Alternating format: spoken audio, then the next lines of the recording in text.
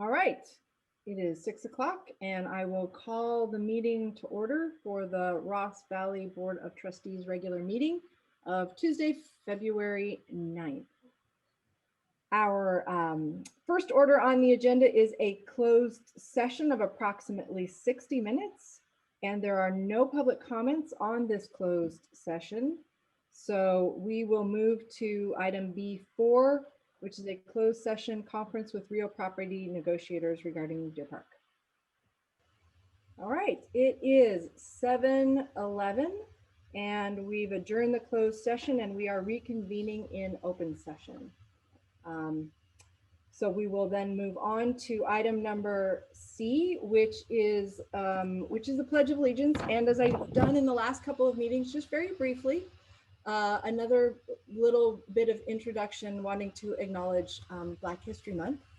And another quote from the poet laureate on something that she has done for teachers with her PBS special that I know a number of teachers and a couple of the principals had noted, which is that a saying from one of her poems: people of color still experience racism today. So it's up to all of us to say enough is enough, to speak out with all our hearts. And that starts at home, starts with asking questions about race when we're taught about it. Together, I know we can tackle racism, but first we have to talk about it. So that's from her poem about we have to talk about it. Just wanted to put that out there before we say the Pledge of Allegiance. So now for those of us who would like to say the Pledge of Allegiance, you can unmute, and those in the watching audience join with us. All right. I pledge allegiance to the to the flag of the United States of America and to the republic for which it stands, one nation, under God, indivisible, and with liberty and justice for all. Right. So now we'll move on to adopting the agenda. As stated, are there any changes or amendments to the agenda that any of my colleagues would like to make? Okay, seeing none, I will move to adopt, or would somebody like to move to adopt the agenda? So moved. Second, O'Neill. Wesley and Ryan. So we'll do a vote. Wesley? Aye. Ryan? Aye. Maria? Aye. Ellie? Aye. Rachel? Aye. Okay. Having adopted the agenda, we will move on to item D, communications. Marcy? Yes, we did receive some public comment on items on and not on the agenda. And so those have been posted to tonight's agenda item D1, public comments regarding items on and not on the agenda. And there were 2 received. And there is, as far as communications, there's also nothing to report out from our closed session with respect to communications. So we can move on to the presentation action item section. Oh, Shelley, I'm sorry, were there any board announcements? Oh, I'm sorry, thank you. Are there any board announcements from anything either in the past or going forward that the board would like to let each other know about? Anything? Okay, I'm not hearing any. And then report out from closed session? Yeah, so the report out from closed session is that there is nothing to report out from our closed session at this time. All right, so now we can go with the presentations. Always want to jump ahead to them because it's very informative. So we first have an update discussion, which is our 14th update on the COVID-19 school reopening plan. So again, we've been doing these at every board meeting. With the updates, things do progress rapidly and clearly change. We've had board meetings every other week, and it seems like every other week we've got lots of stuff to update. So take it away.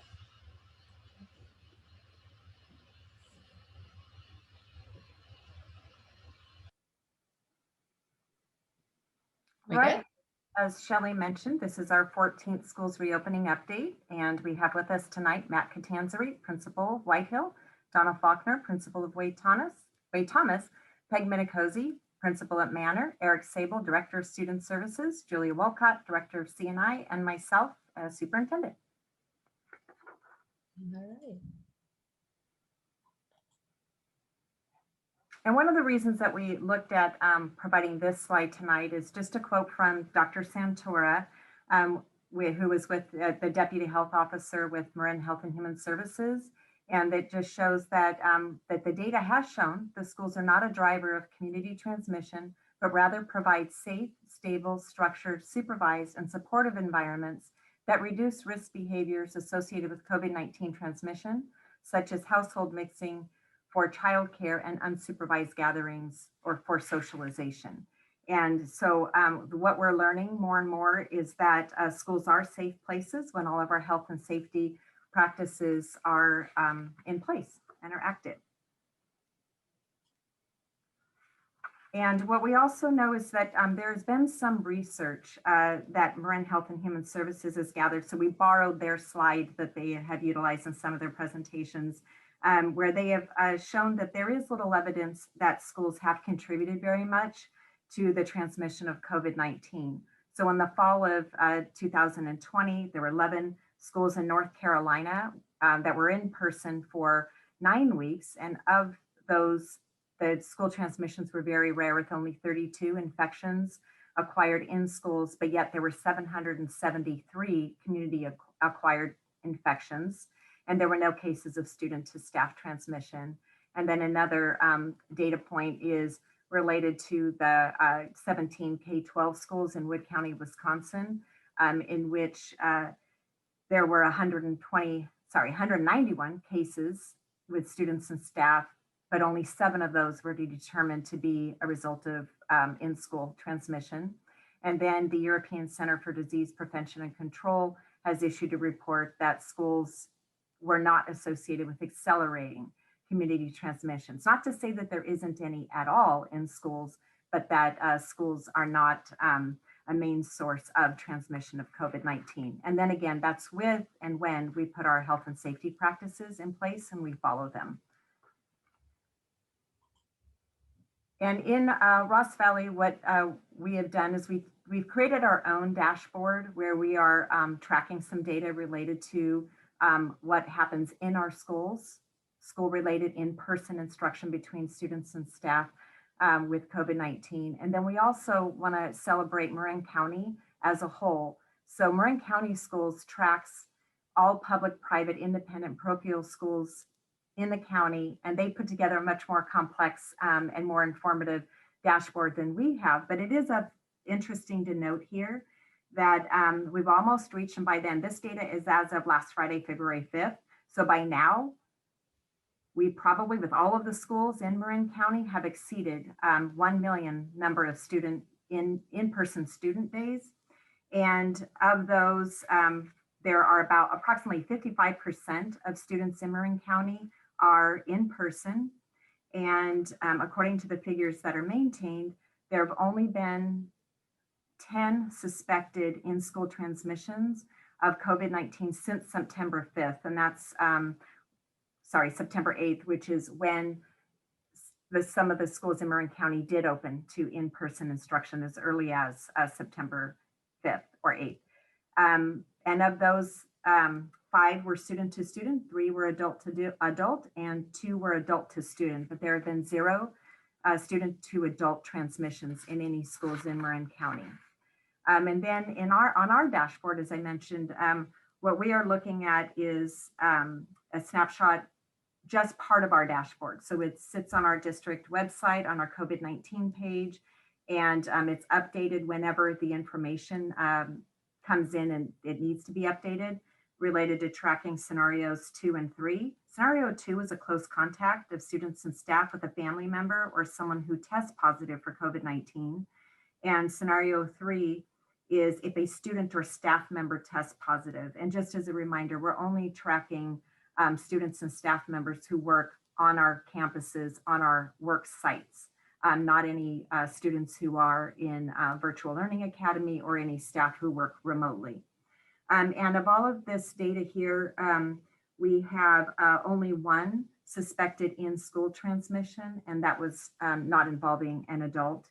And so what we have is that our amongst all of our schools. And so just as a reminder, this is located on our dashboard, but with all of our SDC classes, they're located, so we have early childhood, TK through 5th grade, and then our 6th through 8th grade. They're all housed on 2 of our campuses district-wide is Brookside and White Hill. And they were first to reopen back in October. And then we began our hybrid models at middle school at the end of October and at elementary beginning in November. So within that period of time, going back all the way to October, which is when we started tracking, is these are our school-related, in-person related numbers for scenarios 2 and 3. Let's see, any questions so far on this slide? No? Okay, thank you. And in our schools reopening planning, which is what the majority of tonight's presentation is all about, is that we have been utilizing county and state guidelines. Marin County's guidelines for schools were updated as recently as December 8th, and the California Department of Public Health's guidelines were updated on January 14th, and both are very much in alignment with each other and provide guidance to support in-person instruction to the fullest extent possible. As we know that sometimes the guidelines change, as they have with both the county and the state guidelines for schools, and once they do change, when they change, we adapt and we make changes to our school site safety plans, as well as to any other planning and protocols that we need to have in place. Some of the elements that are most critical to the work that we're doing related to having students and staff on campus safely is, of course, face coverings for all students and staff, hand hygiene, cleaning, disinfecting protocols, and distancing. Both the county and the state guidelines are very much in alignment related to, they're the same, related to distancing between teacher and other staff desks must be at least 6 feet away from student and other staff desks. And then the distancing between students can be 6 feet, but under no circumstances should the distance between student desks or chairs be less than 4 feet. And then in the event that 6 feet of distancing is not possible, it's recommended to optimize air ventilation inside of the classrooms and office spaces, as well as to consider using other separation techniques such as partitions or arranging desks in a way that minimize face-to-face contact. And another critical element, which is shifting a little bit from where we were at the very beginning of in-person instruction, is, well, this part hasn't changed. The contact tracing and the knowing which students and staff are coming into contact with each other, where students and staff are on campus, supports that contact tracing, which is really critical to being able to identify the close contacts of COVID positive students and or staff members. And so maintaining really good records and being able to provide that information to county health if we do have a suspected or a reported close contact or a reported positive case. That way we know exactly where that, which students may have been involved, which staff members may have been involved, and can move forward around that. And so with all of these really critical components to our in-person instruction and making sure we have these in place, that just goes along with the evidence that we have seen so far, and knowing that schools have very little evidence that schools have contributed to the community spread of COVID-19. And so schools showing are a really safe place to be. And so we're continuing in that vein of our reopening, our phased reopening.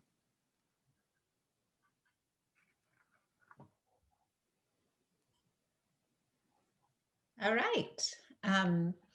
And so this week's presentation of our phased return, we've kind of set it up a little bit differently, but you've seen a similar slide in the past of the different phases that we're going through. And on this one, we're starting here at phase 3, and this is where we are right now. You can see when each of these different grade level bands began in-person instruction in the hybrid model, and understanding that our latest comers to this model are the 7th and 8th grade students who are in the 3x3 model of instruction, and that started on January 19th. And then we have announced to our parent community, and we are very, very excited that beginning February 22nd, we'll be finally entering phase 3.1. And in this phase, we are extending in-person instruction for a full hour for our TK through 6th grades. And so that's really the significant difference there. And of course, it increases our weekly hours of in-person instruction at the TK through 5th level from 7 hours a week to 9 hours a week. And another change within that 3.1 is that music and art both will now be offered to our elementary students every other week as a live synchronous lesson. On the week that they don't have the lesson live, they will be having an asynchronous lesson. And the reason that it cannot be weekly is because we have a narrow band of time in which we can deliver those lessons. And so we just don't have enough personnel to deliver a weekly lesson, but we're excited that music is going live. And then moving forward, we have a couple of other modifications that we are looking at beginning after the break, and we're calling this phase 3.2. And I think we mentioned in the past that there may be a whole bunch here in between the 3 and the 4. So this is the next one. And these are a couple of special circumstances in which a student will receive 4 days of in-person instruction per week. And the primary way that this will happen is that we are having school staff determine the students who really have greatest need, a demonstrated need to be in school 4 days a week. And those students will be joining both cohorts. So if they are currently a cohort A, they are now both in cohort A and in cohort B. And this is something that the state is really supporting. In fact, there's funding tied to it later in the year of looking at particularly our second language students, our students who for a number of reasons have a greater need than their peers. And so this is something where as well, principals and teachers will be reaching out to families if they are invited to join in. And then the other change, and this is something that will only be happening within a few classrooms, is when we have cohorts where the in-person A cohort and the in-person B cohort added together, I got my math in here, are less than or equal to a half class size. So at the kindergarten through 3rd grade level, regular class size is 24 students. So a half class size would be 12. So you would have to have only a total of 12 then A plus B students or thereabouts. There could be a little bit of leeway in there. They'll be joining together and having in-person instruction 4 days a week. And we recognize that while many, many parents may wish that this would happen for their children, we aren't able to make this happen because of our class sizes and our in-person cohort A and cohort B sizes. It's not something that we can do right now for all students. And just as we needed to do when we started in-person instruction, we need to look at all of the different situations that we have on every campus and really differentiate to do what we can within the configurations that exist. And so that, of course, for those students who are in that situation would increase their in-person hours per week to 18 hours a week. And then we also wanted to state that phase 4, where all of our students in kindergarten through 5th grade have the opportunity for 4 or 5 days of in-person instruction a week, is a goal of ours. We're hoping that we'll be able to move forward this spring with that phase. And Marcy's going to be talking more about that on a later slide. So I'm going to hold on that one there. Sorry? Sorry, before you do move on to phase 5, just to also be sure that we also need to be sure that families know that in phase 3.2, for any students who are being invited in, that in accordance with the county guidelines, students can belong to no more than 3 cohorts. And so this would need to be considered 2. They would have their A cohort, their B cohort, so that would be 2. So school would become 2 of the cohorts that they can be involved in. So that's a consideration that families will need to make with that as well. Thank you, Marcy. Super important. And then just stating once again that our goal is to be back in business in pre-COVID configurations, perhaps with still some, health and safety protocols in place for our 2021-22 school year. And that is our review of our phases. And then just a little bit of conversation here about how decisions are made. So we have different groups within our district that are all working on determining next steps for our school reopening. And that usually starts with our district administrative team. And this team is composed of our principals and our assistant principal at White Hill and all of our district office administrative staff. And we meet twice a week. And during our meetings, we actually divide them into 3 parts. One is on teaching and learning, and that's the piece where we're really thinking about next steps with our schedules and what hybrid instruction and moving into more in-person instruction might look like. And then we have operations that really talks about, well, what are all the logistics that we would need to have in place in order to move forward? And then as a standing item, we always have a conversation about our equity work.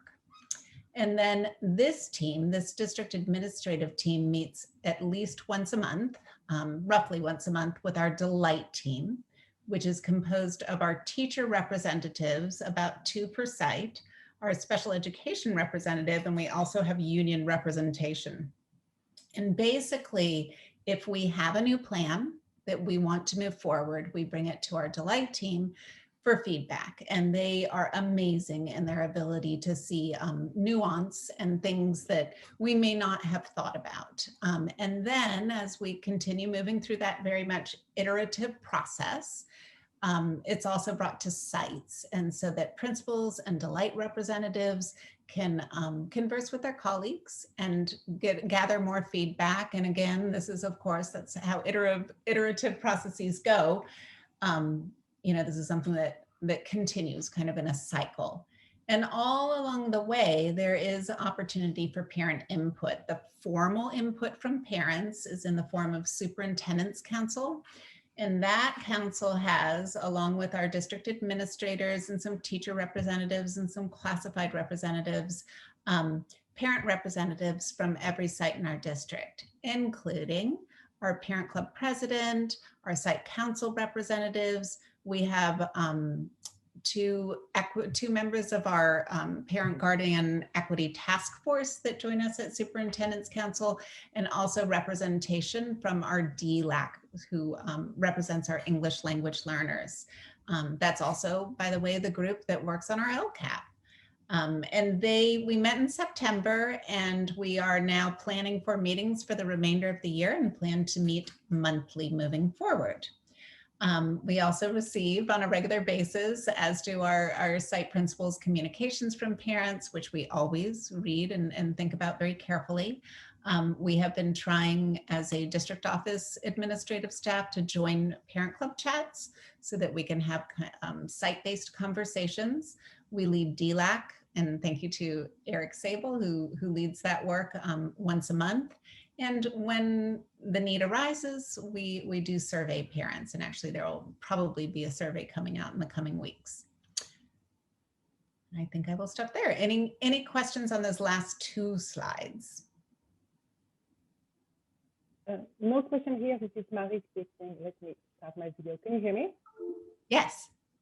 I just want to thank you for adding this planning team and process slide.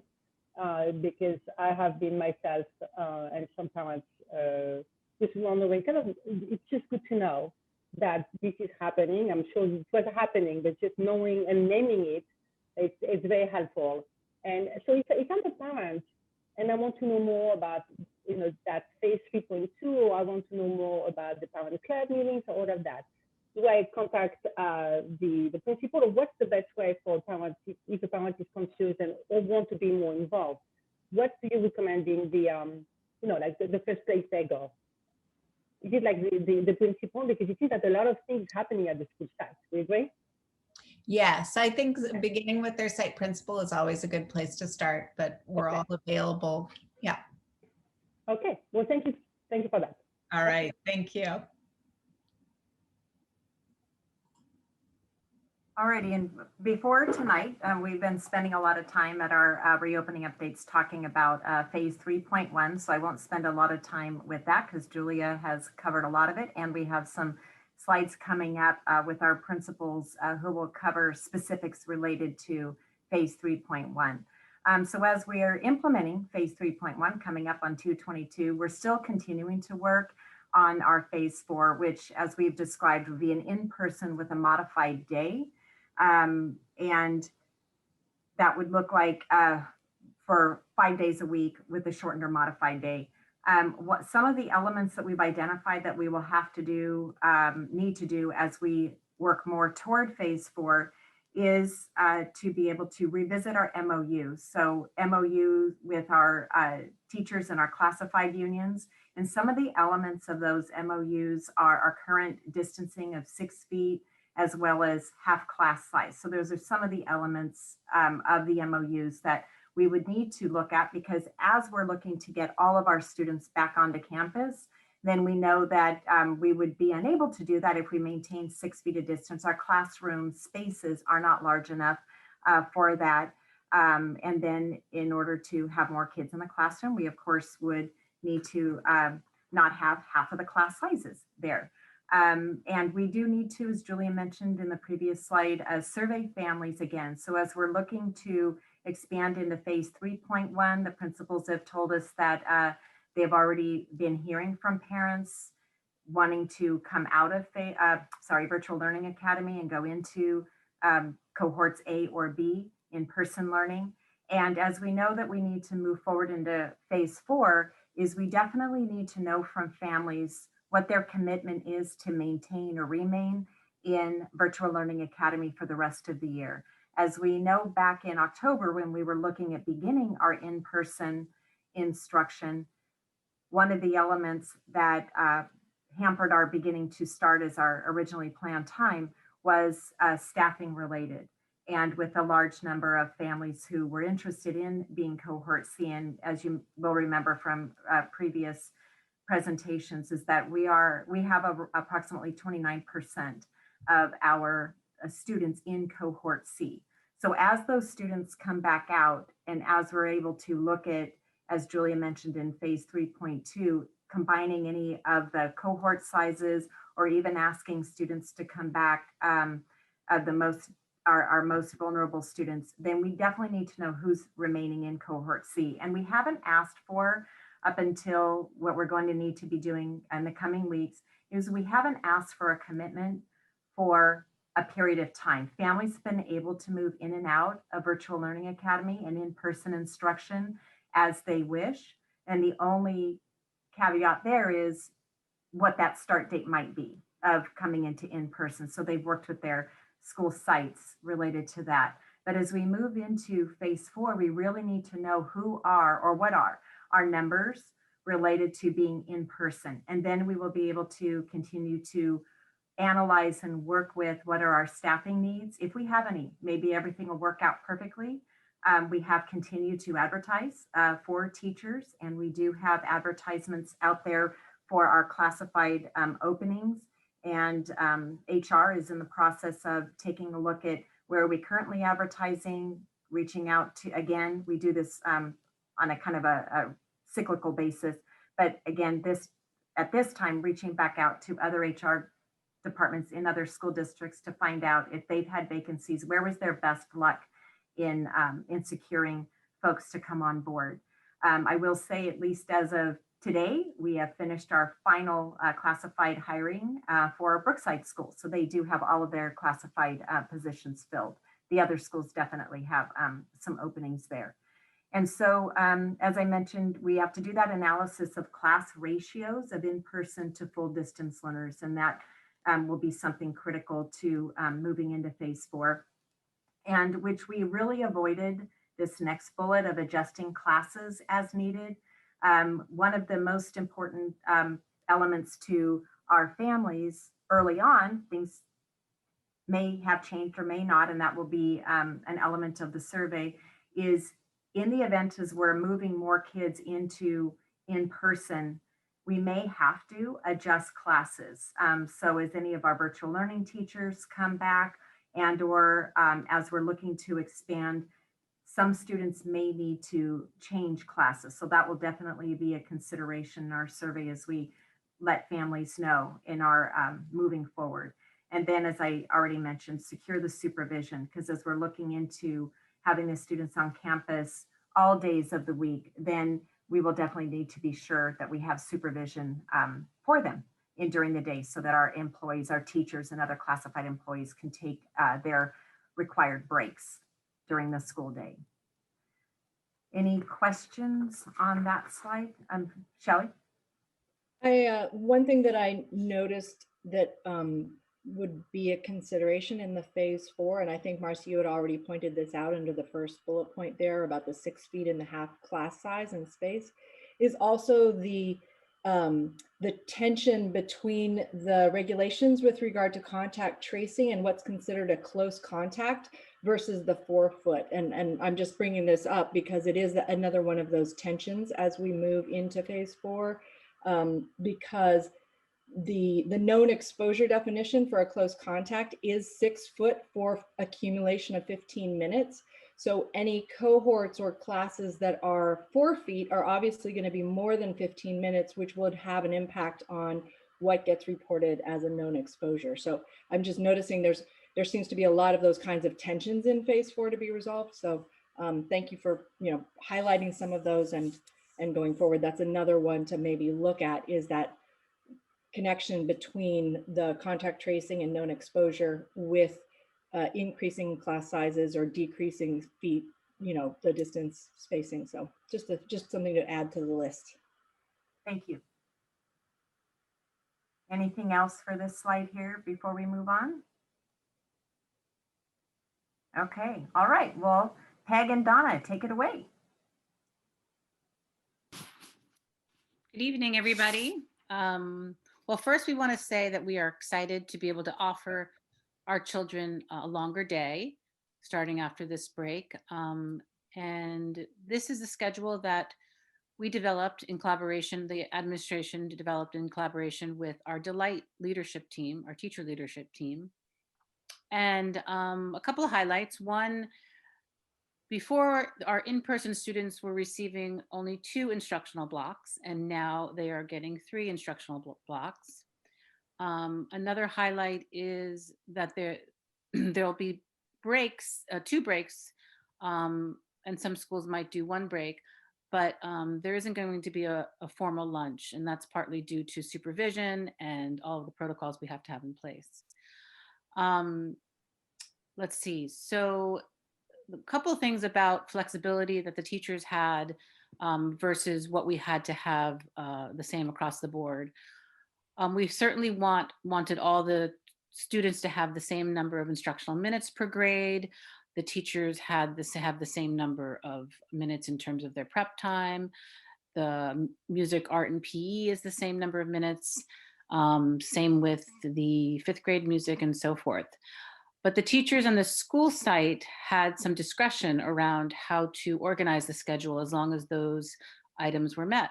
And so, for example, I think Donna could talk a little bit about what they're doing at Wade Thomas, at Manor.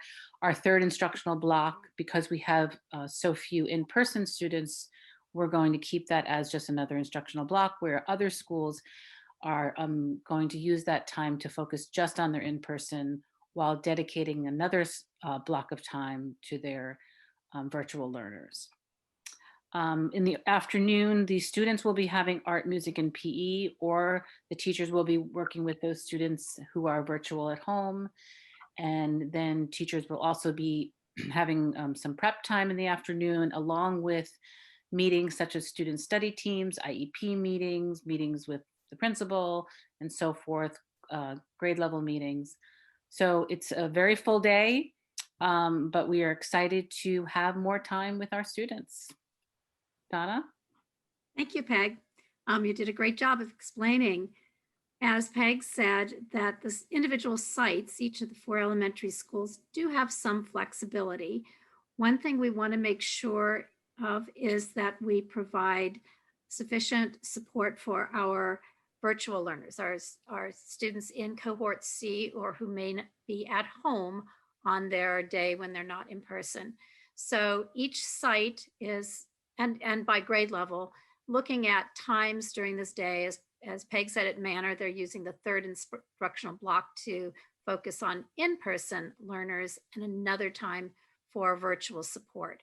So that's one thing that will vary the site, as well as in some cases, grade to grade level and class to class. For instance, if someone only has one virtual learner, it may affect how they're scheduling that time. As Peg said, art, music, and PE will be offered. Students will have, and we call it AMP, art, music, PE, period every day during the week. And our virtual students, the students at home, will have that during that third instructional block. And then the students that came to school during the day would have that time in the afternoon at 1:45. And that would free the teacher up to provide some additional virtual support for those students that were at home that day. And as Julia said, we're really excited that our art and music teachers will be offering live lessons every other week, but there will be an art, music, and 2 PE lessons every week, either live or asynchronous. I think that's about it. Oh, kindergarten does get dismissed at 12:30. That is one change that isn't shown on this particular slide. I think that's about it. All right, and any questions about the schedules for TK through 5th grade? No, all right.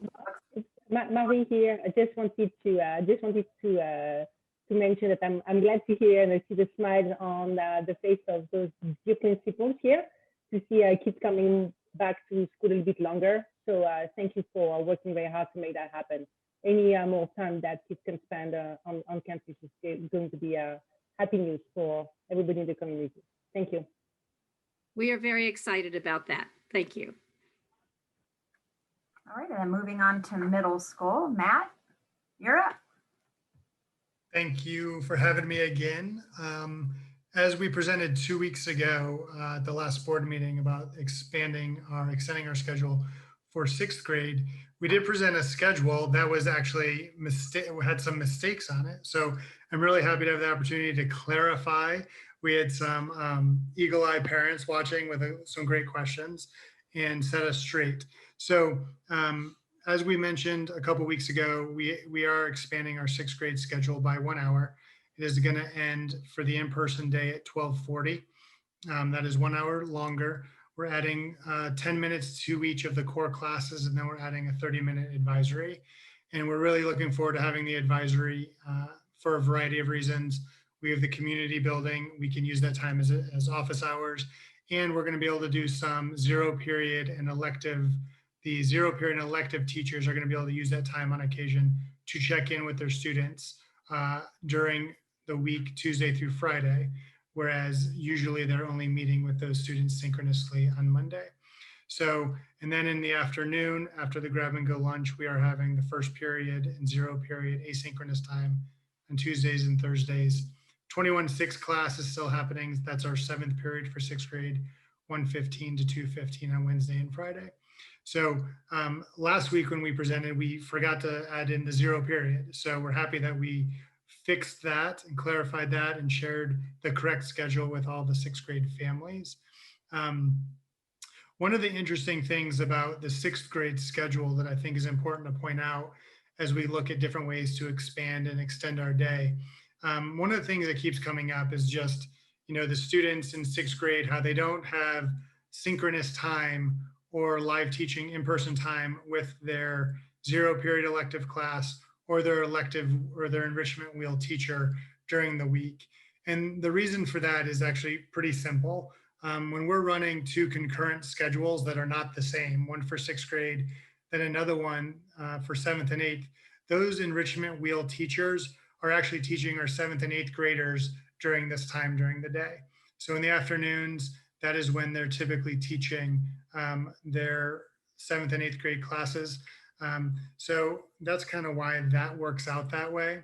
So the other piece of this that I think is interesting is with the 4 feet rule, as we start to look at what our numbers are at Whitehill, where we've really been around 25% of our students have opted for cohort C. And the trend right now is that number is shrinking. We're having fewer than 25%. More people are asking to come back on campus. So if you go from a half class size to 2/3 of a class size to 66%, it really does not allow for us to equitably increase the number of students in the classroom because we still can't fit an entire class in there, especially as fewer people are opting for cohort C. So we're not exactly sure how that's going to impact us. We're looking at all of our ideas and kind of throwing them all out on the table to see which ones seem to make the most sense. One of the things that was mentioned earlier about phase 3.2, which was we've already begun having students that are on their day that they're not in person, they're joining us for a learning hub. And we've also had students that are in our SDC class, they're able to go to their general ed classes on occasion 4 days a week. So that's something we've already started and we're hoping to continue to do and maybe expand the number of students that are able to join our hubs when they're not in person. So that's the 6th grade schedule. And then this is the 3rd quarter, 7th and 8th. And you've already seen this and we're not making any shifts to this yet. But again, one of the considerations for this is how can we increase the number of students that are there 4 days a week, either with the Learning Hub, or how can we prioritize some students maybe in the future, who can show up 4 days a week where we're still under the half class size. The thing that's unique about 7th and 8th grade is, there may be, happen to be a math 8A class where there's 15 students in that class because of the number of students that happen to be in cohort C. But throughout the day, that may be 7th period, but in 4th period, that same student may put the number to 17 in that classroom. So that can't actually work. So we're looking at how we can increase the day there, but it's a little more complicated.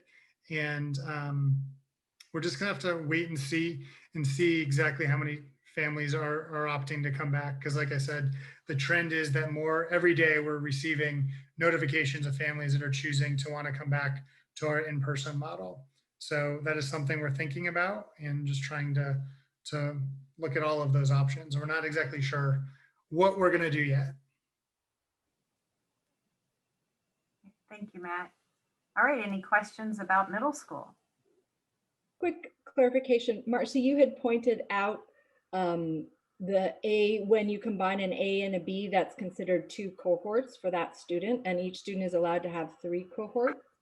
Matt, could you clarify, with a 3x3 model in the 7th and 8th grade, does that mean that those students have 3 cohorts just by going to school, or how does that cohort work then for 7th and 8th grade? Yeah, that's a good question. I think it was in June now when the 30-point guidelines came out, the number 12 kind of spoke to the middle school and high school. And that was the middle school and high schools students could mix classes. They could go from class to class, and that would not be considered multiple cohorts. And so that is how we understand that. Marcy, do you have more clarification on that? Yes, with the complication of middle school as opposed to elementary, and because the students do travel, they're departmentalized in those classes. The guidelines are different between elementary and middle. And I actually had a slide in here earlier and decided to take it out because it was beautifully explained in the latest CDPH guidelines that were issued on January 14th. But what we have to be doing is tracking the students, so as meaning their movement around. And as Matt's talked about in previous presentations, their flow through the campus is directional, so that there's one way up the stairs or into a classroom, and there's another way down or out as they're changing periods, and the students have places where they stand. So the the monitoring of the students and where they go on campus has been beautifully orchestrated by the White Hills staff related to that. And then one of the other things related to 7th and 8th grade is, and Matt, I don't remember the number, so you'll have to help me, is the number of students that the 7th and 8th grade teachers come into contact with over the course of the week versus the 6th grade. And then of course we know elementary with being in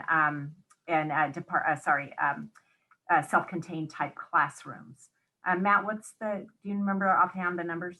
Yeah, right now the max that a teacher could see is 90 students in 1 week. Okay, thank you very much. Sure. All right, anything else about middle school? All right, Eric, take it away. Okay, another specific aspect to extending our school day pertains to our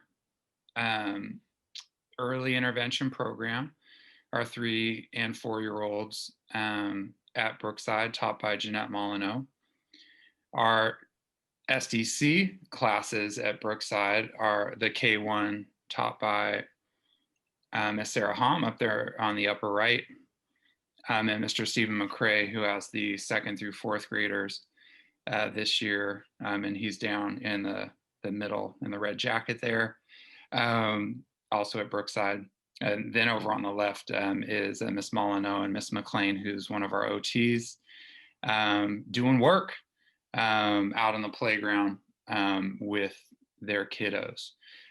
So this is going to look a little bit different than what our principal shared earlier about the elementary school extended day, because of the very specialized nature of these programs and the need to truly dedicate the maximum degree of time and resources to these students as we can.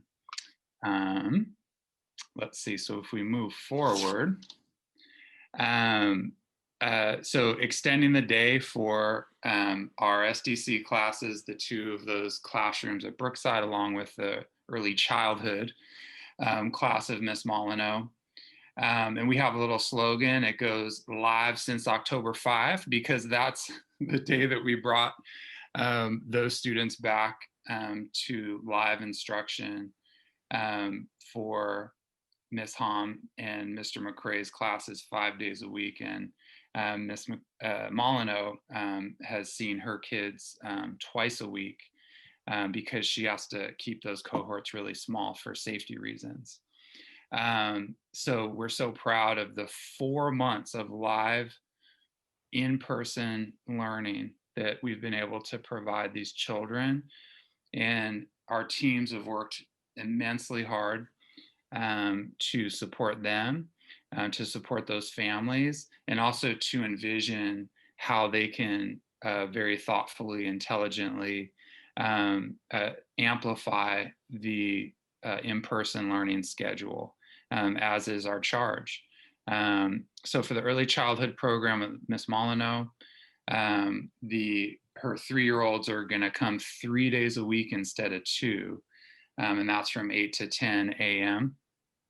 I think those are the 3-year-olds playing with the parachute, by the way. Very, very important detail there.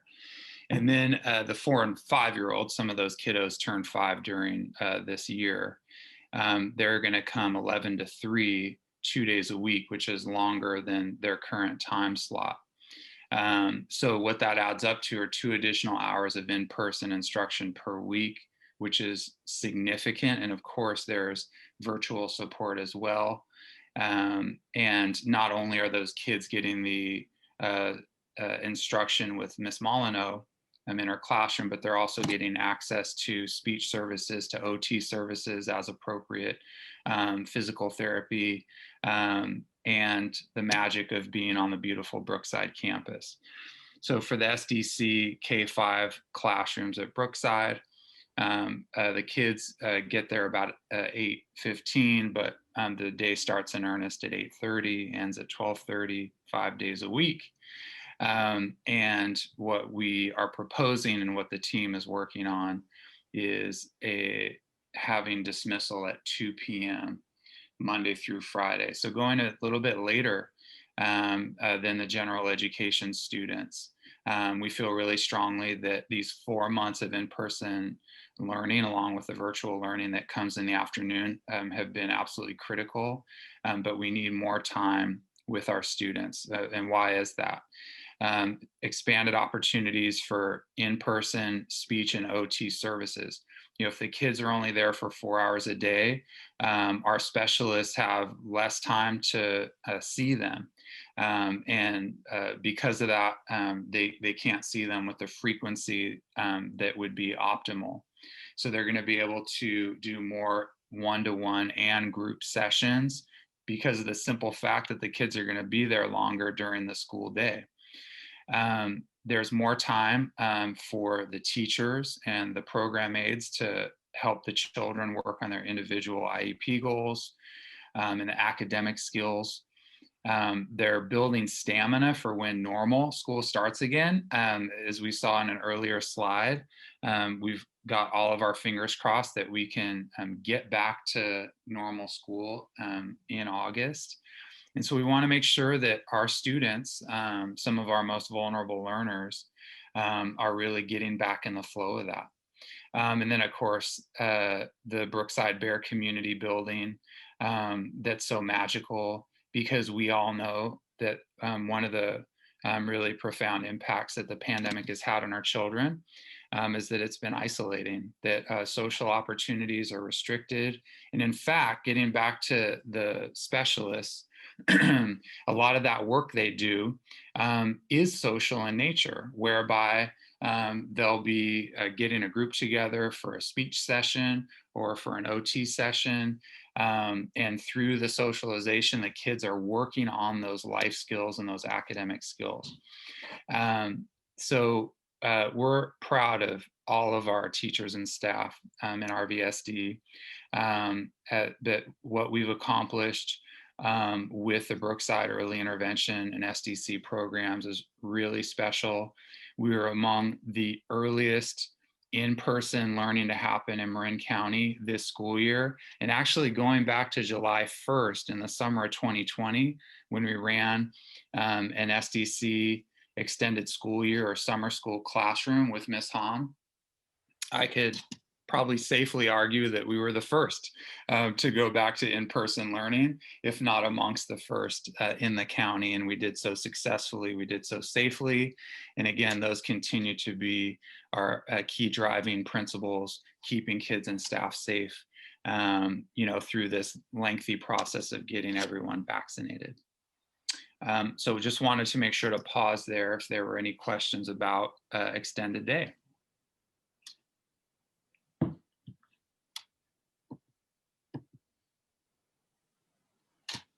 Thanks, Marie. No questions about the parachute even? Come on, that was. All right. I do love the fact that the kids are all bundled up in the classrooms with all the windows open. It's very cute. They may prefer that to the summer heat. All right, and our last slide this evening is talking about next school year. So here we are planning for our continued reopening this school year, and at the same time looking forward to 21-22. And we've got from a Calvin and Hobbes a little time capsule that they created. We'll be right back, and off we go. So we don't, as of this moment, know what guidelines might be in place for the 21-22 school year, but we are planning for a full return like our pre-COVID days with all students on our campuses 5 full days a week at our regular school hours. And then for our families who may not be ready or able to return, if we do have a need for any virtual learning academy next year, that will be certainly something that we consider how to offer that to our students. And then whatever guidelines might be in place from the state or the county, we will certainly take those into consideration and incorporate them into our planning. So next year, we are hoping that we are back full. And probably what we're hearing right now, the minimum of the guidelines that'll be in place is we'll probably all still be wearing face coverings in the fall. All right, any questions? Oh, sorry, oh, there was that. Okay, great, we're back to Eric, so sorry. Right, we got to get to the serious stuff here now, Marcy. So I just wanted to kind of give a quick update on a couple of things on the culture front. You know, so much of our work, really since last spring, through the summer, through the fall, winter, into the early part of this new year, has been to hammer out every last detail of how to get kids safely back to school, and then how to expand the school day. But throughout all that really hard work, from staff, students, parent community partners, have been some really awesome, spirited, and fun times at school. It's not what we are used to in normal, typical times, but there's still so much love and positivity that really radiates throughout every campus. The Great Kindness Challenge was the week of January 25th through 29th. Kind of a nationwide endeavor to really encourage schools to get kids in that mindset. And a couple images, the kindness rocks and the little kindness notes down below that were found at Brookside. It's a really sweet one from Owen there. If someone is feeling left out, include them or keep them company, which I think is really great. I think that's really great advice. And then the upper right, just walking around the Wade Thomas campus, all kinds of wonderful little corners of that campus. Just a little message to be kind. So that was something that our different campuses embraced a couple weeks back. And then last week, moving on to the next slide, we're really proud to, again, in challenging times, celebrate the 7th annual Global School Play Day, which is a movement started right here in Marin County, encouraging schools to dedicate one day of the school year, first Wednesday in February, to unstructured play. Research shows that unstructured play is on the decline. That's bad for kids. And common sense and good science tell us that children need unstructured play to learn, grow, build skills, build confidence, be happy, and newsflash, adults like it too. So there's a couple images. We had campuses that encouraged lots of activities at home, since of course the kids are at home for part of the week, and then also play-based activities, you know, with safety procedures in place. Both these images are from our Hidden Valley Hawk community. And breaking news, one of the first environments to hear this, but Global School Play Day is going to actually launch a September edition, in part to really celebrate the return to school. So we'll share more updates about that, and we look forward as a unified Ross Valley School District community to celebrate an in-person Global School Play Day in September.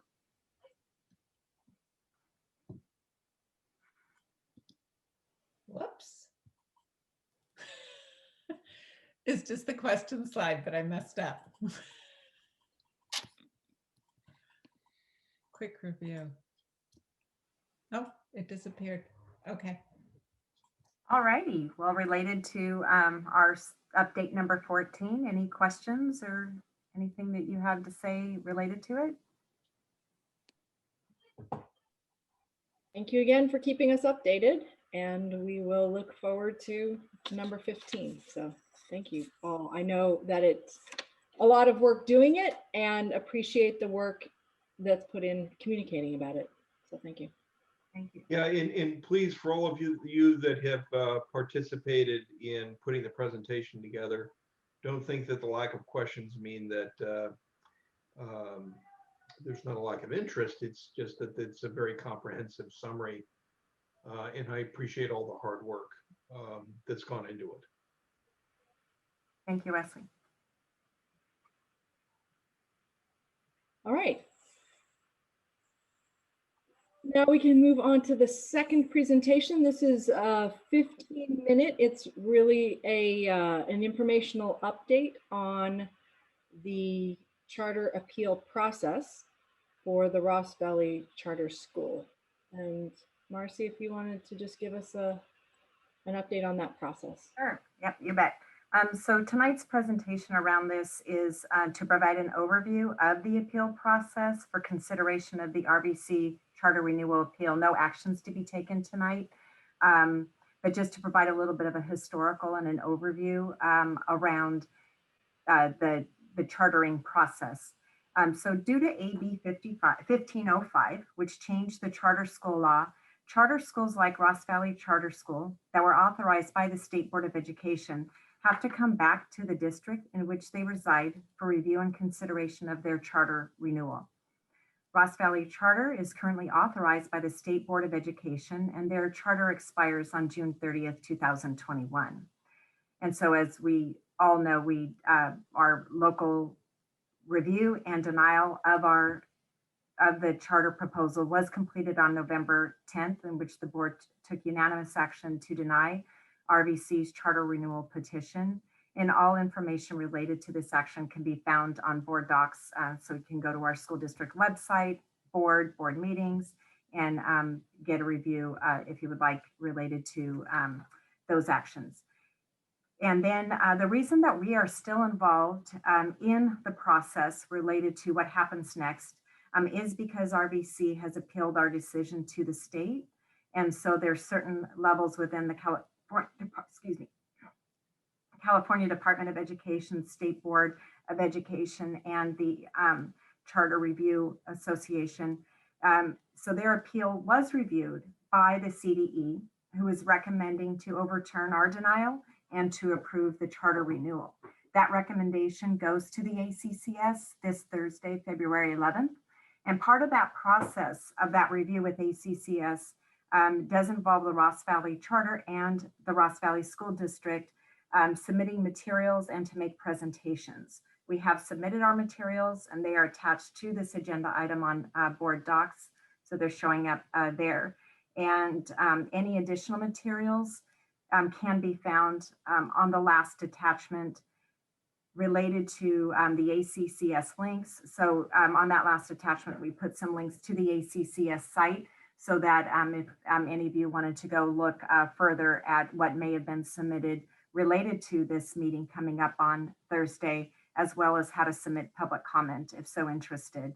At the February 11th meeting, the ACCS will decide on its recommendation to the State Board of Education, which would be either to accept or reject CDE's recommendation to approve the renewal. And then the State Board of Education will make a final decision to uphold our local denial or overturn it and approve the renewal at its March 17 through 18, 2021 meeting. And if they choose to approve RVC's renewal, then they will determine if oversight of RVC will be required of Marin County Office of Education or the Ross Valley School District.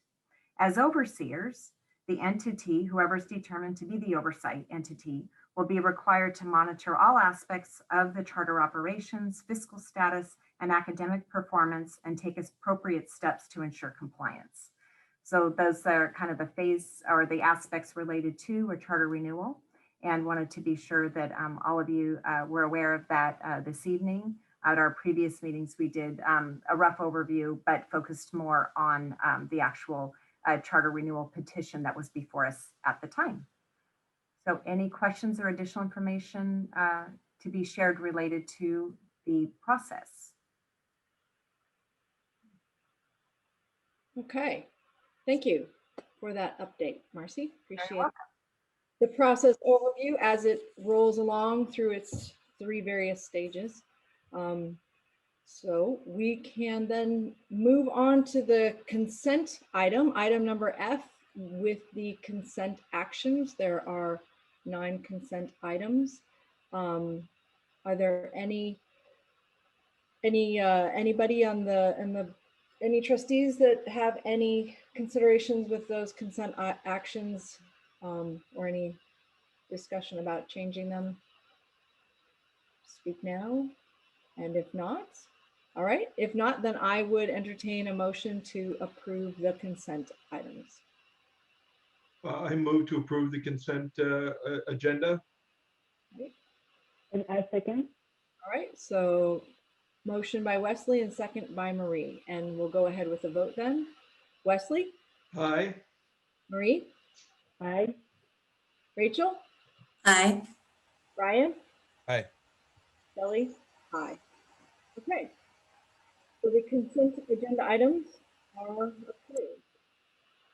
And we can move on further into board business. So our first item in board business, item 1, is subcommittee updates and reports from trustees, which is actually interesting because the second one is assignment of those subcommittees. So if anybody has just gone ahead and participated in one of those committees and wants to give an update, go for it. Otherwise, we'll move on. Is there any I don't imagine. We'll get there, Shelley. We postponed this one a couple of times for various reasons, so I'm really looking forward to number 2. So let's move on to number 2, which is the trustee assignments. And this is, these assignments are our kind of internal operational working as a board. This is not like a formal vote and decision or anything like that. This is just our ability to work together. So I don't know, Marcy, if you wanted to turn off your share screen and the rest of the board can turn on their screen so we can all look at each other and talk about how we want to divvy up all of the work that we do on our committees. That would be great. Marcy, I know that you wanted to just give us an update. We all had the assignment, like the descriptions of the various committees. And Marcy, do you want to kind of go over the input that we had given to you about that? Yes, thank you. So I'm hoping to facilitate tonight's process. I did reach out to the trustees to have you all express interest in the various committees. And that way, because there are overall approximately 20 positions related to the various committees there. And so thought it might help facilitate that. So if you all can take a look at, and well, we're not sharing our screen right now, but if we open up the various committees, which I know you're all familiar because we, as Shelley said, have had this on an agenda at least twice that we have pulled and postponed, but related to, it's very interesting how it actually turned out, because in some cases, there was only one person interested, one trustee interested in a committee, and in other cases, there were more than one, but just the right number in the instance where there is a primary and an alternate. And so if I could run through where there was one trustee's interest and there happens to be one position, is Trustee Pratt, Wesley, interested in the Policy Update Committee and related to the JIPA. And so Wesley also interested in JIPA. He was the only trustee who was interested in that committee. And then we have for Safe Routes to School, Trustee Letwack, the only trustee interested in that. So Rachel there. And related to Roundtable and Superintendent's Council, Trustee Hamilton, Shelley. And then nobody was interested in Golden Bells. So if no one is interested or this evening, I do serve on that countywide committee and I'm happy to continue to do so. And so unless somebody tonight wishes to participate on that committee, then we can of course both be on it and or I can step down as well. So looking at those committees there that we've just gone through, there's been one trustee interested on those, and they do happen to have only one spot available. Now, there were some committees that actually have a primary and an alternate in which only two trustees expressed interest. And those are the DLAC, the Equity Task Force, the Wellness Committee. So those are the district committees. And on DLAC, Rachel and Marie, Equity, Rachel and Shelley, Wellness, Rachel and Marie, and then in the countywide Oh, that's it for that. And so what we could do with that is, since there were only two trustees interested, each of you could work out who would be the primary and who would be the alternate. And we could do that outside of this meeting and not have to do it here, if that's of interest to you all. That would be my recommendation, is if there's two spaces and there's only two people who want to be on it, that we let those two people figure out how they want to be primary and alternate and how they want to work that out. We don't need to decide that as a board. That would be my recommendation. I don't know if anyone else has any other. I agree. This is I right. like that as well. Yes. Okay. Great. Marcy, when we go to this conversation outside of this meeting, will you give us some guidance about what a primary person does versus an alternate, or we just figure out that it might be different between committees, or we just have one person going and the other one is a backup? Yes. Or can you just give us that word, like, yeah, it's a backup? That's typically how it works. Is the primary is the one who is committing to go to all of the meetings related to that particular committee. And only if the primary is unable to attend, then the alternate would go. But there does need to be communication all along the way so that it's seamless in the event that the alternate needs to step in. And so there could be, although most of the committees have direct work at the committee meetings, some of them, and I'll just use as an example, equity, for example, we do have some initiatives that we're working on and working in subgroups. So there may be the need there for more close communication on that committee as opposed to some of the others. But that's basically how that works. Okay, thank you. That's what I need to know. Do you have ideas on timing of some of these meetings for the committee, like the countywide ones versus the district committees, like during the day, like what time would these meetings be? Because I mean, that might have effect on when some of us can attend.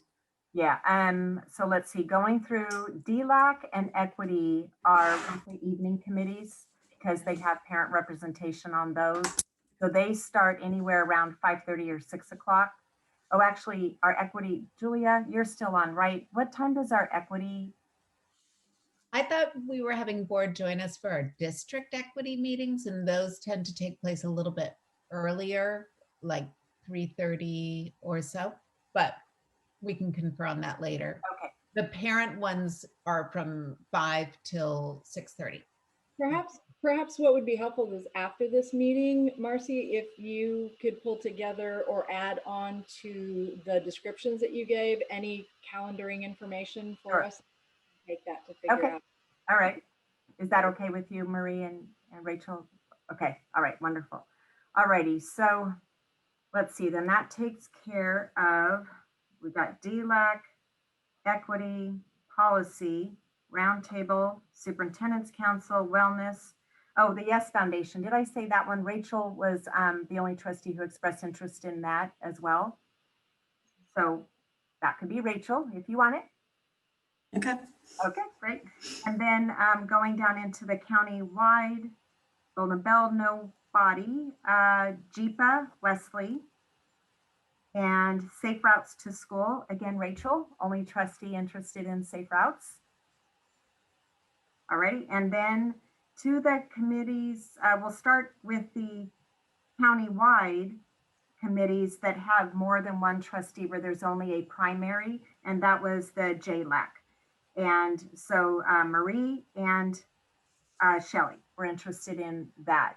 Is there any interest in talking more about that one tonight? And Marie, just so you know, I think it would make sense for you, since you're already the school board association designee the board, it makes a lot of sense for you to do the JLAC in combination with that. So I'm perfectly happy to let you move forward on that. And in fact, I'm more interested in facility committee than the JLAC. So and I was thinking along the same line as well, is that it seems kind of fairly aligned with the Board of Associations. So I was thinking, hey, I take those two together and I report back on both those committees probably around the same topic. So I like that. Thank you. Okay. That works out really well. This is an easy one. JLAC, my name on it. Walking stuff on the side whatever you find out from JLAC. So that's fine. That's great. Okay. All right. Thank you. For that, Merci. So good. All right, and then with efficiency and effectiveness, there are three trustees who are interested in that one with one space available, and that is Ryan, Marie, and Rachel. And so we have sorry. So given the fact that I've got some that have a fair number of meetings, I would be happy to bow out of that one. Is this a new committee? It is not a new committee in terms of its existence in the county. It's a new committee for Ross Valley in terms of having a trustee serve on it. When it originated, I want to say maybe 7 years ago, I did serve on efficiency and effectiveness committee.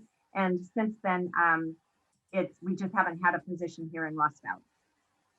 So putting it for anybody interested. You're not required to do it. So if we don't have any interest amongst our trustees, then that is perfectly fine too. I was interested to serve on this one or the JLAC, like just to be part of one kind of Marin County committee. So just so that just kind of get my understanding what's going on at the county level. So as I'm on the JLAC already, I would be happy to have you, Ryan, being on the issue. And you know what I'm saying, this was kind of, you hear that piece, I hear the JLAC, and then I think this would be interesting this way. I don't want to be on all the county committee and someone that's on the school committee. That's not the point either. No, I'd be happy to take it. It's fine. Yep, I think it has a name on it. All right. Mm-hmm. And I do remember from one other Marin County School Board Association meeting where they also said other trustees are welcome to, come to some of those meetings too. So even if it's Ryan, you're the main point person on that. If there's a item on there that you think is really, that would make sense for somebody, you can just let us know. And I think it would probably be okay for us to have two people show up. No problem. Great. And I think that's a little bit the case, like the JLAC meeting that's happening tomorrow. I didn't realize that JLAC meeting is actually open to all the trustees. So there might be something like that when we hear about it at the county level, it's like, you know what, it's not just for us, it's going to be for anybody. Whoever wants to come can attend. And that would be a perfect example of what in the future we would update on in our committee. Can't wait. Perfect. All right. And okay, so that brings us to our very last committee, which happens to be a district committee, and it's the DFAC, Facilities Advisory Committee. And the trustees interested there are Shelley, Marie, Ryan, and Rachel. That's one that I have been interested in given my planning commission work in the past in terms of, and my other role as a nonprofit facilities executive director. I felt like I could add some information into. I can defer. That's one I would think as well, between your professional experience and your background, and Ryan, your involvement in the community as well. I think it would be better place to do that than me. I had put my name there as something of interest, but I do believe that I'm happy to remove my interest from that committee and trust you, Ryan, and maybe Rachel, you want to speak for yourself, but I can see how Ryan and Shelley might want to go after that one. That would be okay with me. Yeah, this was not my highest priority as one of the ones, so I would be fine not serving on that one as well. Okay. Ryan, you and me? Yeah, that's fine. Yeah, either way, I just have every year taking a lot of notes, just walking through all the facilities. I have a lot of institutional knowledge that I took from Brett before he left, but again, it's a team effort. I'm happy to defer. I'm happy to take it. I think between you and me, Shelley, we'll cover it fine. Okay. All right, and that one you don't have to wrangle for primary or alternate because it has two primaries. So you both are going to be coming to every meeting that we have. I don't want to have to arm wrestle Ryan. That would be. Yeah. I'll defer that too. Okay, well, that is fantastic. Then I will, there was another sheet that we did attach to the agenda tonight, which is the second attachment, the committee assignments. And so Teresa and I will work on populating those and then getting more information to all of you related to any and all of the committees that you are now committing to. And we'll go from there, and then hearing from those of you where the committees need to have designated primary and alternate. We'll be back in touch and finalize those and finish off this committee assignment. So what we started out to do in January. Here we are before the end of February. We got it worked out. Thank you. Marcia, that was very helpful, your preparation ahead of time in terms of polling all of us to figure out so we could just focus on the places that we need to focus. So I appreciate you putting in that time to do that initial polling. It seemed to work out well that way. So. Oh, thank you for your commitment, because it's enough of a commitment to be part of a school board and then have our meetings as well as all the preparations that you need to do on behalf of all of our students in the Ross Valley School District. So to also take on the additional work of participating on committees just adds to that commitment that you've all made to Ross Valley, and so appreciative of that. Thank you. Okay. All right. Then we will, you can go ahead back and share screen if we need to. It's the approval of the minutes from the January 26th meeting. So we are. I actually was wondering if we could pull that. There was a typo on page 3 to one of the votes that we did. Marie Henria's last name was misspelled. I don't know if we need to pull that and correct it. I think what you can do is you can vote to approve the minutes with that correction. Perfect. Yes, because I had no issues with the minutes, just that one typo. So I would like to move to approve that then. With the correction. With the corrections. And I second. My dad would appreciate you stepping up for me, Rachel. Thank you. Wonderful. So we have a motion to approve with the correction of Marie's last name and a second by Marie. And we'll go ahead and do a vote. Rachel.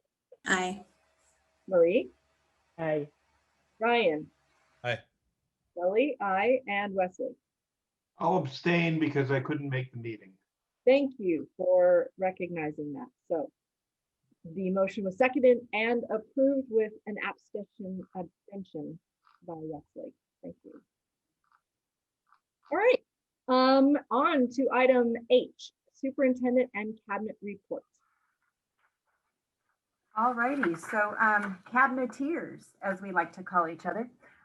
Any more updates from tonight's board meeting for your departments? Chris Carson? I have nothing this evening. Thank you.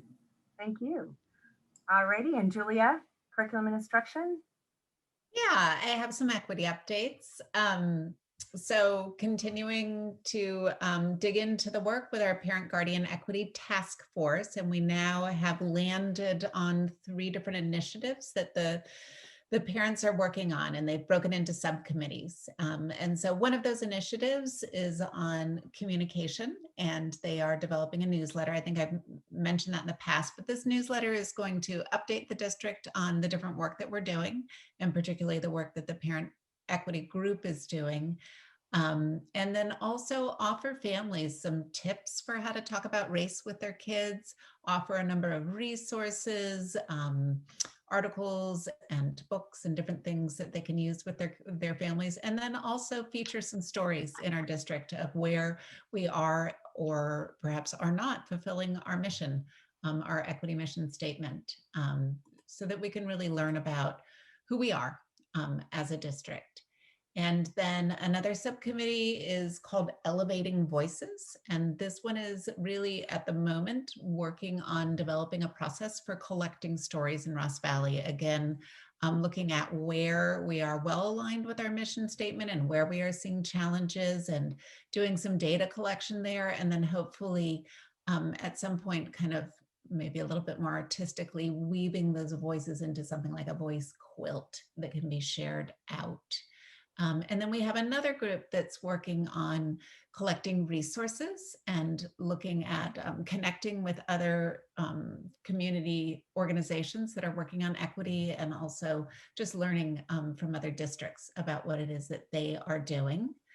Our next Ross Valley School District Equity Community Conversation, which is an event that is open to all of our families and all of our staff, will be on Tuesday, February 23rd from 5 till 6:30. But by the end of this week, something will go out to the whole community, giving them the details of that event. But at that event, our equity task force leads, our parent leads, are going to talk about the 3 different subcommittees and their initiatives. And then we are going to have some time, as we always do, just to talk with one another about experiences in Ross Valley. And then our book bundle project, our teacher book bundle equity book bundle project is moving forward. We are aligning the project with the Teaching Tolerance Social Justice Standards. K1 is focusing for now on the standards around identity. 2nd and 3rd grade focusing on the diversity social justice standards, and 4th and 5th looking at social justice. And they're super, super excited finding books that are well aligned with each of these standards. So lots of good work happening there. Great, thank you. All right, and Dr. Salinas, anything in land of HR? Oh, always exciting in the land of HR. Our team is continuing to dig in and seek out the best possible candidates we have for the open positions. We are teaming with different groups around the county to make this happen. And we are also adjusting to the adjusting needs coming as we go through the phases, as well as looking to next year. So thank you. Thank you. All righty, and Eric Sable, Student Services. Absolutely. Real quick message, first of all, to our 5th grade and 7th grade parent community. We're really excited to be administering the California Healthy Kids Survey. And that's going to be either in late February or early March. And this survey is a partnership between the State Department of Education and West Ed. And the survey modules that we're able to provide to our students look to assess their health, their well-being, school climate, connectedness to school, relationships, and also tobacco, drugs, and alcohol exposure or potential use. And it's an anonymous survey, but it's something that's a really important tool for us to understand our students' well-being and also the status of our campus climate and campus safety. And so we're going to be really excited, along with the counseling team in Ross Valley School District, to share out to the community probably in late April, early May at a future board meeting to talk about those results. And then also pertinent to 5th grade, we are going to be having family life curriculum and a parent conversation coming most likely in mid-April after the spring break, just to make sure that we're spacing out those experiences. And that's it right now from the realm of student services. Great, thank you. All right, and last but not least, I'm making mine interactive tonight. All righty, so we have a birthday to celebrate. Yesterday was Trustee Hamilton's. So can we do a happy birthday to Shelley? Everybody good? I'm in. A 1, 2, 3, 4. Happy birthday to you. Chorus here. Good job. Happy birthday to you. Cha-cha-cha. Happy birthday, dear Ellie. Happy birthday to you. Cha-cha-cha. Oh, thank you all. Thank you. Always a joy to have a chorus over Zoom.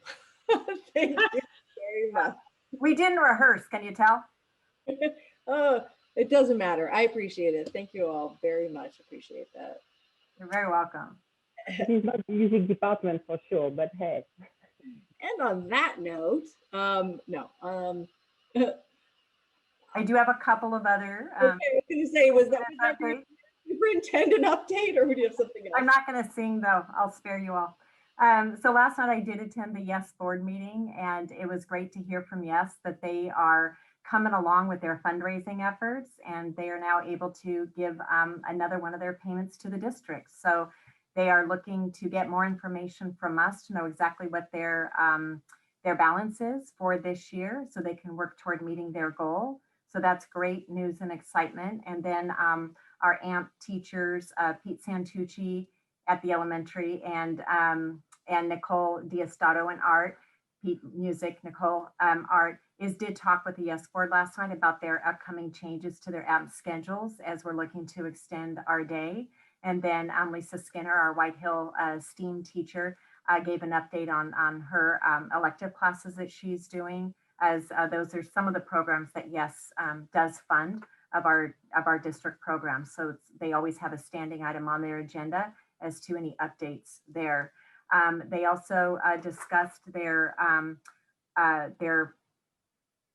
artist, I've lost the name of it, their artist night that they held 2 weeks ago. They ended up, it was slow going at first in terms of people buying tickets, but by the end, within the last 4 days before the event, they did have a large number of people participate, and they've gotten great feedback around it.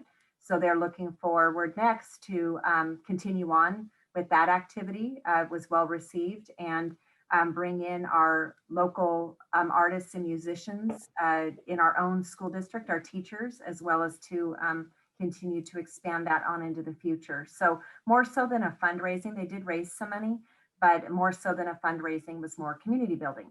And so that's one of the goals of Yes2 is to continue for the community to see the good that they do for all of our schools, and that they are bringing all of us together in ways that aren't just around math, English, science, and history. So continue to keep supporting Yes, and hoping that they're able to meet their financial goal for this where are we?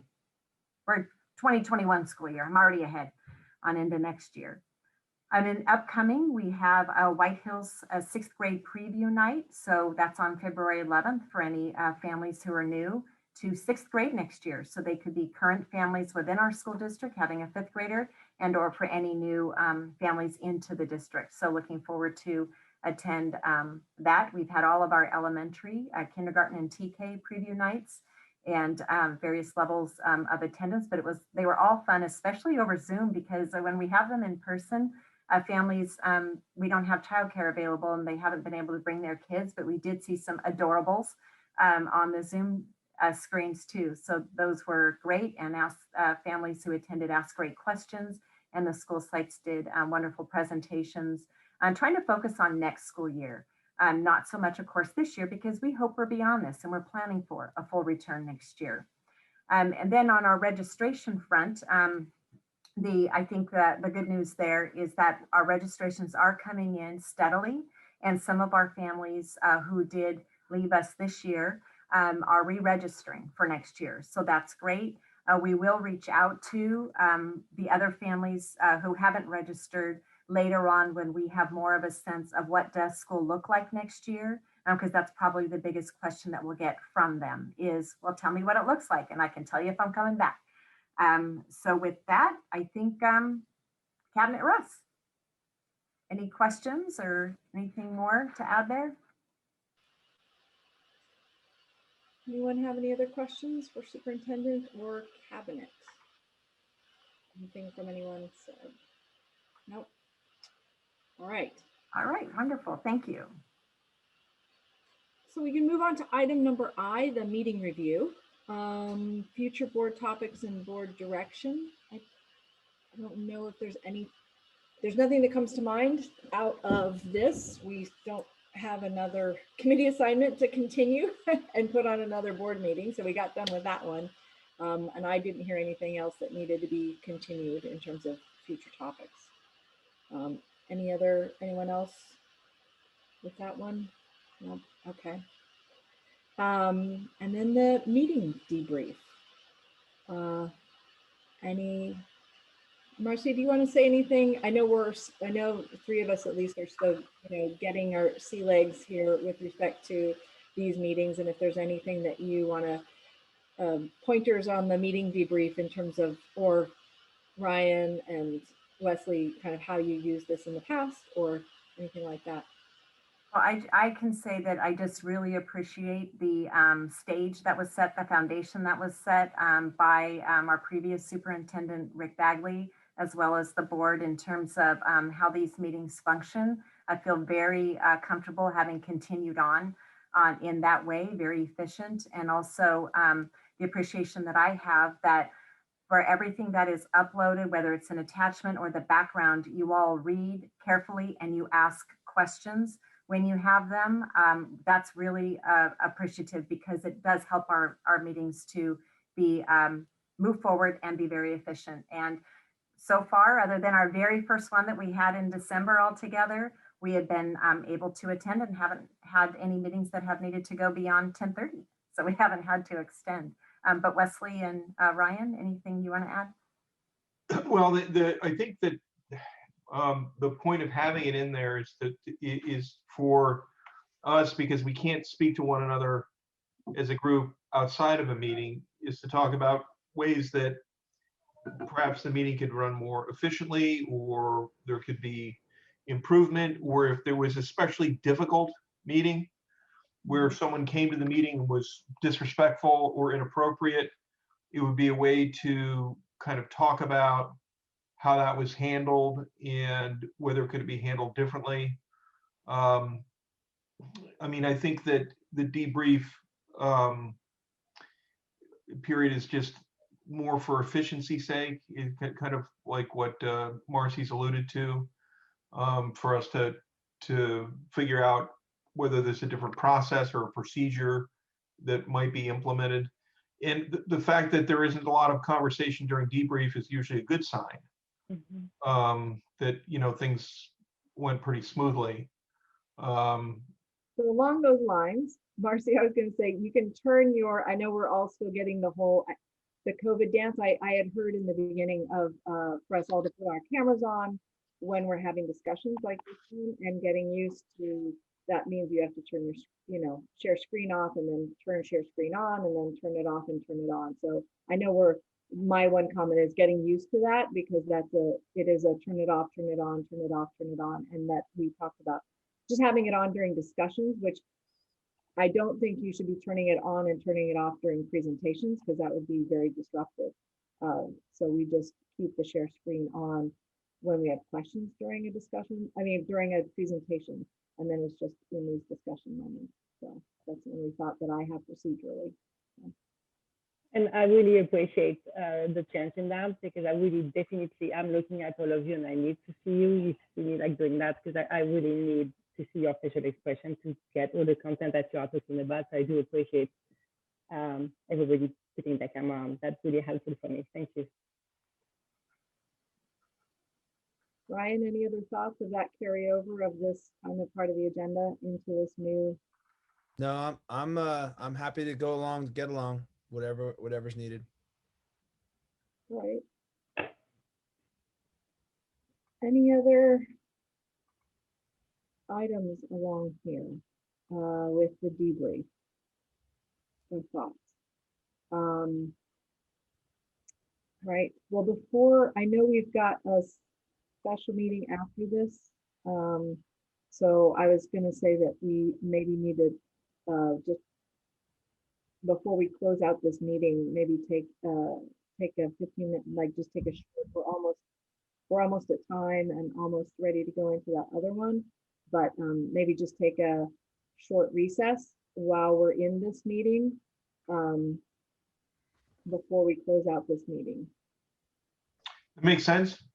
Okay, so before we close out this meeting, I think we'll just take a short, say, 10-minute recess before we officially close this meeting. It's 2 meetings, Shelley, so we will adjourn this meeting. Right. And then we will come back and roughly the time that you recommend to begin. And so we'll begin anew with open session and start that meeting, and the same that we did at the top of this meeting.